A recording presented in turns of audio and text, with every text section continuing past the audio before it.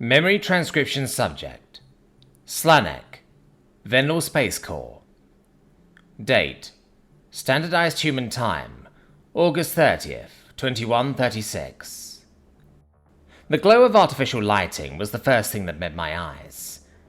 I stared at the unfamiliar surroundings in confusion, trying to recall where I was. This doesn't seem right. How did I get here? Someone had cocooned me in a blanket, which insulated me from the drafty room.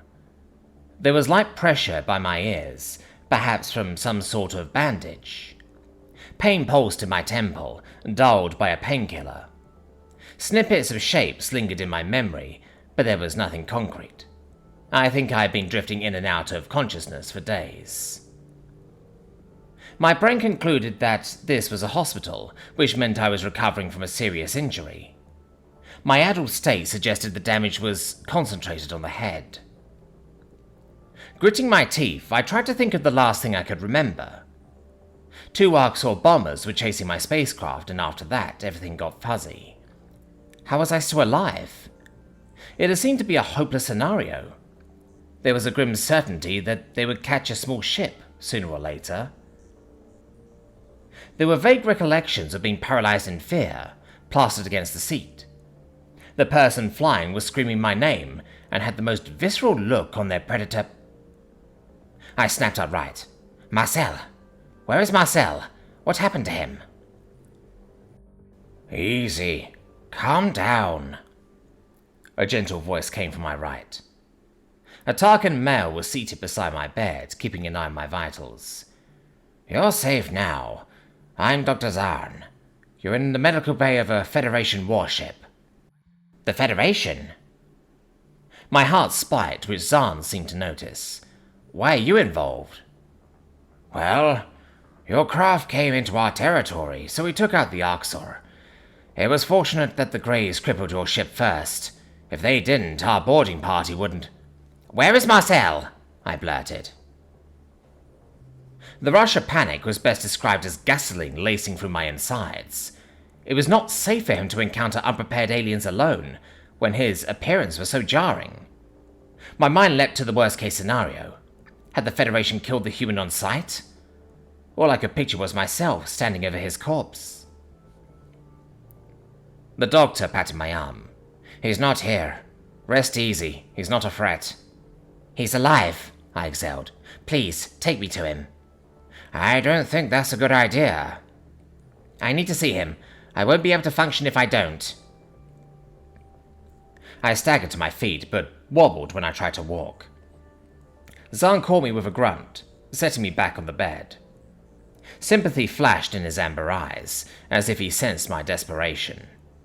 The doctor retrieved a wheelchair from the storage closet and eased me into it. Captain Sovlin is going to kill me, but if that's really what you need to heal, then all right, Zarn grumbled. The Tarkin doctor pushed me into a hallway, steering us past maintenance rooms and lounges. My concern intensified as I received pitying stares from the crewmates we passed. It reminded me of the look people had when they learned a species' homeworld had been destroyed by the Arxor. Had the Federation assumed that humans attacked Vendel Prime? Oh God, how long have I been out? They would at least hear Marcel out, right? They're rational people, I tried to convince myself. I need to back up his story before something terrible happens. I have to speak to their captain at once. A pair of automatic doors creaked open, and Zarn rolled me into an observation room. A throng of officers stood by a glass pane, which provided a view to the holding cell. They seemed to be pointing to a spot in the corner. From their whispers, I caught the words non-responsive and hungry. My blood turned to ice as I realized what the tan mess in the nook was. Marcel was curled up in a ball, hugging his knees to his chest. The human was shaking from head to toe and looked gaunt enough to hardly be recognizable. His coverings had been removed, leaving his form exposed and barren. His face was buried in the wall, so I could only see the purple bruises lining his spine. A desperate scream poured from my mouth, high-pitched and agonized. I flung myself toward the window, crawling on all fours. The sounds of the doctor trying to pacify me and the bewildered shouts of the captain registered, but I drowned them out. "Marcel!" I shrieked. Pain laced from my vocal cords and the volume, but I hardly felt it. The human lifted his head, craning his neck toward the glass. The moment his face became visible, I gasped in horror. Claw marks traced down his right cheek, deep gashes. Marcel hadn't even bothered to clean off the dry blood, perhaps losing the ability to care. The sockets around his hazel eyes were puffy and bruised. The left one was severe enough to be swollen shut. To add insult to injury, a thick metal band was clasped around his neck, restricting his airway. The human rose on weak legs but stumbled to the glass. His gaze locked on me, and his lips curved up slightly. The band on his neck crackled with electricity seconds later. With a yelp, the predator collapsed in a heap. One of the officers must have triggered the shock, as a form of punitive control. My heart twisted, watching my friend racked with pain. I snarled towards the Federation posse. "Stop that!" The one I believe was Captain Sovlin blinked in confusion. "He's snarling at you." "That's how humans show happiness. They don't have tails or movable ears," I growled. The electric current ceased to my relief. Marcel languished on the floor, clutching his throat. The skin beneath the collar looked red, as though the human had been zapped repeatedly. I was amazed that he found the strength to answer my call the first time. "Marcel," I repeated.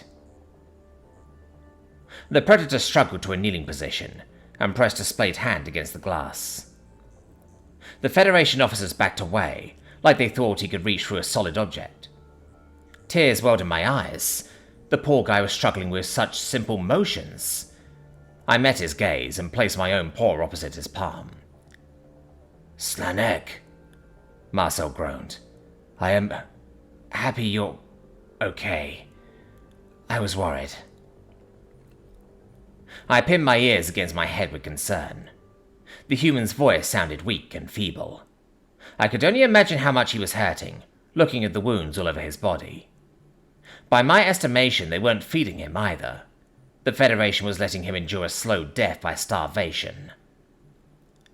I sniffed, wiping a tear off my face. "I am so sorry, Mark. It was my job to protect you, and I failed. I left you all alone." "Don't cry, but please.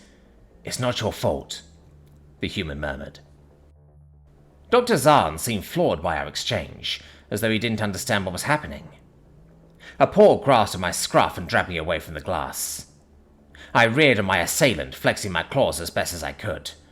There was no chance I was letting anyone take me away from the human. "What is wrong with you, Slanek?" Captain Sovlin set me down in the hallway, deflecting an attempted swing. "You're crying over a vicious, sadistic predator. A human. What is wrong with me?" The veins in my eyes bulged as white-hot fury coursed through my blood. "How could you do this to him? Marcel is my friend. I thought you'd be more grateful being liberated. A species that enslaves and exploits you are not your friends. I can't believe I have to say that. We aren't enslaved. We're partners with them, willingly." Sovlin recoiled. "I'm sorry, what?" "A science vessel made contact with us. After speaking with them, we couldn't let you chase their trail. We knew this is what you fuckers would do to an innocent species that came in peace. I refuse to believe that. The distress signal. Their history. Well, just look at them." He spat, spines bristling. "The Venlaw wouldn't betray the Federation. Not for their kind. Do you have any idea which species you're dealing with?" "We do. Venlaw scientists did tests that prove that humans feel empathy. They are kind and gentle. Marcel is kind and gentle." "Kind and gentle? As if. I can think of a quick way to sober you up." The captain's voice was low with anger. "Marcel hasn't eaten in days. Let's see how gentle he really is." Sovlin grabbed me by the scruff again and marched back into the observation room. He opened the door to the holding cell, flinging me inside with disdain. Zahn shouted at him to stop, once it was obvious what the intention was. The doctors tried to remind him that I had a head injury, not to mention being under the influence of painkillers. The rough officer ignored him and clicked the door shut behind me. A brief tinge of fear crossed my mind. I knew Marcel didn't want to eat me, but this might be pushing his instincts. When his options were starving to death or gnawing at my bones, there had to be some temptation. The human glanced at me, surprised at my involuntary entrance. Russet hair sprouted along his jawline, which gave him a rougher look than I was used to. He approached cautiously and watched me with sad eyes. Seeing that I didn't back away, he settled down beside me. This was the closest we'd ever been, which made the discoloration around his left eye all the more noticeable. "What happened to your eye?" I managed. Sovlin was tired of looking at me. Said next time he'd do it with claws out, and then... The human gestured to the gash in his cheek.